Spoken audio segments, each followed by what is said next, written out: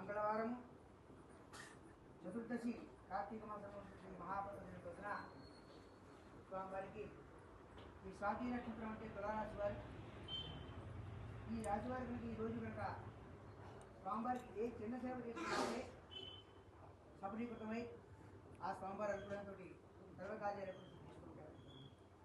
అంచేత ఇప్పుడు మహాపర్వదిన రోజున ఒక సువర్ణ పుష్పంతో పూజ చేసుకుంటేనే స్వామివారు మనకు అక్షయమైన బలిస్తారు.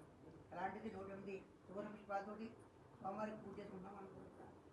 ఆ స్వామివారి అనుగ్రహం కోసం చేసినటువంటి ఈ యొక్క పూజలో ఈ యొక్క 108 నామాలు కూడా సుందరాకాండలో ఉండేటువంటి 68 శ్లోకాలు 3000 శ్లోకాల్లో ఉండేటువంటి అర్థమంతా కూడా ఈ యొక్క నామాల్లో ఉంది.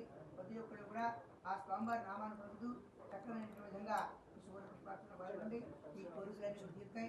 ఆ స్వామివారి అనుగ్రహం జరుపుకుంటారు.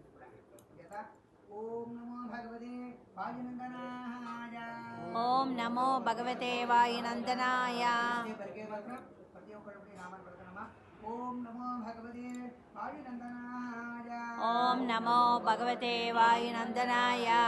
నమో భగవతే వాయునందనాయ. ఓం నమో భగవతే వాయునందనాయ.